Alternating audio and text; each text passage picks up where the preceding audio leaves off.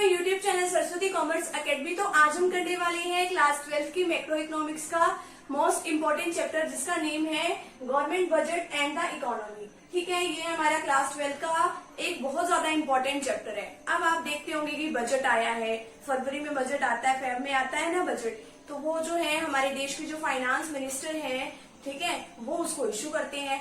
अब जो गवर्नमेंट का बजट है उसमें क्या बताया जाता है, जैसे आप अपने घर का बजट बनाते हो कि हाँ भाई हमें कहाँ से पैसे मिलेंगे और कहाँ कहाँ हमें इन पैसों को खर्च करना है, उसी तरीके से गवर्नमेंट का भी बजट होता है कि गवर्नमेंट को पैसे कहाँ से मिलेंगे, यानी कि रिसिप्ट उसके पास कहाँ से आएगी और वो कहाँ कहाँ किन किन उस पे वो खर्चा करने वाले हैं, किन किन सोर्सेज पे वो खर्चा करेंगे, यानी कि एक्सपेंडिचर करेंगे। तो अब यही है यार, इसमें क्या होता है कि एक साल के दौरान देखते हैं कि हाँ भाई गवर्नमेंट कहाँ कहाँ से उसके पास पैसे आएंगे और वो कहाँ कहाँ उसके ऊपर खर्चा करेगी। और ये जो है जनरली एक साल के लिए बनाया जाता है और वो जो साल है वो 1 जनवरी से स्टार्ट नहीं होता, वो 1 अप्रैल से स्टार्ट होता है, 31 मार्च को वो खत्म हो जाता है, जिसको फाइनेंशियल ईयर या फिजिकल ईयर भी कहते हैं हम। ठीक है, तो देखिए इसमें government budget is a statement of the government receipt and government expenditure during the period of the financial year. यानी कि गवर्नमेंट बजट क्या है, एक ऐसी स्टेटमेंट है, ये एक ऐसी क्वांटिटेटिव स्टेटमेंट होती है कि जिसके अंदर गवर्नमेंट की रिसिप्ट के बारे में, उसके पास पैसे कहाँ से आएंगे, और गवर्नमेंट की एक्सपेंडिचर के बारे में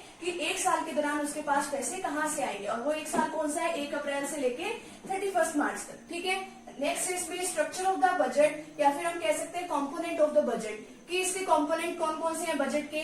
सबसे पहले इसमें आता है बजट रिसिप्ट। बजट रिसिप्ट का मतलब क्या है, budget receipt refers to the estimated money receipt, कि हाँ भाई मनी के टर्म्स में हमें कितनी वैल्यू मिलेगी of the government from all sources during a given physical year. यानी कि एक साल के दौरान, फिजिकल पीरियड का मतलब क्या है, फाइनेंशियल ईयर, यानी एक साल के दौरान गवर्नमेंट को क्या मिलने वाली है, जितनी भी रिसिप्ट मिलेगी वो हम इसके अंदर लेते हैं, क्योंकि बजट रिसिप्ट है। ठीक है, मनी की फॉर्म में हम देख लेंगे कि गवर्नमेंट को कितना पैसा मिलने वाला है। अब आगे बजट रिसिप्ट को जो है हम 2 पार्ट्स में क्लासिफाई करते हैं, revenue receipt and capital receipt. ठीक है, अब रिवेन्यू रिसिप्ट में क्या होता है, these receipt not create any liability for the government. अब ये मान लो उनको रिसिप्ट तो मिल रही है, लेकिन उनकी कभी भी लाइबिलिटी बढ़ेगी नहीं, गवर्नमेंट की लाइबिलिटी कभी भी नहीं बढ़ेगी इन रिसिप्ट को लेके। जैसे गवर्नमेंट किसी के ऊपर टैक्स लगाते तो गवर्नमेंट के ऊपर कोई लाइबिलिटी थोड़ी है कि यहाँ भी इसको दोबारा से इसको रिपेमेंट करना है या बदले में इसके बदले में उसको कोई सर्विसेज देनी है, ऐसा तो कुछ नहीं है ना। नेक्स्ट है these receipt do not cause any reduction in assets of the government. और ये जो है ना ही असेट्स की वैल्यू में, गवर्नमेंट के पास जितनी भी असेट्स है ना ही उनकी वैल्यू में कोई कमी करते। तो 2 केसेस इसमें क्या होते हैं, रिवेन्यू रिसिप्ट में ना तो ये लाइबिलिटी को इंक्रीज करते हैं और ना ही ये असेट्स को क्या करते हैं, डिक्रीज करते हैं। ठीक है, तो अब इसके अंदर क्या है, रिवेन्यू रिसिप्ट के अंदर टैक्स रिसिप्ट है, नॉन टैक्स रिसिप्ट है। टैक्स रिसिप्ट कौन सी होती है, जो टैक्सेशन से आती है, जैसे टैक्स लगता है, टैक्स किसके ऊपर लगता है, अब टैक्स डायरेक्ट टैक्स भी लगता है, टैक्स इनडायरेक्ट टैक्स भी लगता है। डायरेक्ट टैक्स का मतलब क्या है, जिसके ऊपर टैक्स लगाया उसी को टैक्स की पेमेंट करनी पड़ती है, जैसे इनकम टैक्स। अब देखो नेक्स्ट होता है इनडायरेक्ट टैक्स। इनडायरेक्ट टैक्स लगाया किसी और पे किसी और ने किया। आप कोई भी सामान खरीदने जाते हो तो उसके अंदर जैसे जीएसटी लगता है आजकल, ठीक है, तो जीएसटी जो है वो शॉपकीपर थोड़ी पे करता है गवर्नमेंट को, वो लेता तो हमसे ही है। वो जीएसटी की जो वैल्यू है वो तो हमारे गुड्स की वैल्यू में ही ऐड कर देते हैं, तो वो इनडायरेक्टली किसी और से, देना तो किसी और का है, ठीक है, लेकिन लेते किससे हैं, दूसरे लोगों से। ठीक है, बर्डन किसी और के ऊपर शिफ्ट कर सकते हैं वो। अब नेक्स्ट है नॉन टैक्स रिसिप्ट कौन सी होती है, यानी टैक्स के अलावा कौन कौन सी रिसिप्ट हो सकती है, फीस, लाइसेंस एंड परमिट।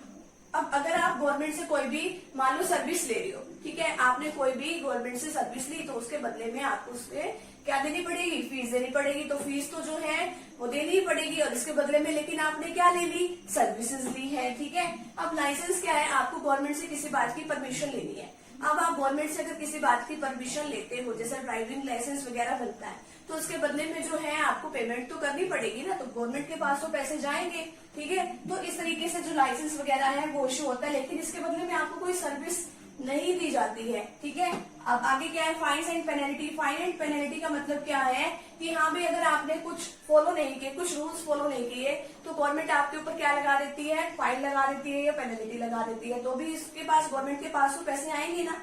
जैसे कि ट्रैफिक रूल्स को फॉलो अगर हम ना करें तो जो है हमारे ऊपर फाइन लगता है। नेक्स्ट है एस्टीट। एस्टीट का मतलब क्या है कि अगर मान लो किसी की अच्छी खासी जमीन जायदाद है और उसका आगे कोई वाली वारिस है ही नहीं है, ठीक है, तो अब उसमें क्या होगा, उस सिनेरियो में तो वो जो सारी असेट्स जो उस पर्सन की थी, ठीक है, आगे उसकी तो कोई है ही नहीं है, उसका कोई नॉमिनी है ही नहीं, किसी के पास वो असेट्स ट्रांसफर ही नहीं होगी, तो वो सारा किसके अंदर चला जाएगा, सारा किसके अंदर चला जाएगा, वो गवर्नमेंट के अंदर चला जाएगा, ठीक है। उसकी जितनी भी एसेट्स वगैरह होंगी तो गवर्नमेंट को तो फ्री में ही मिल गया।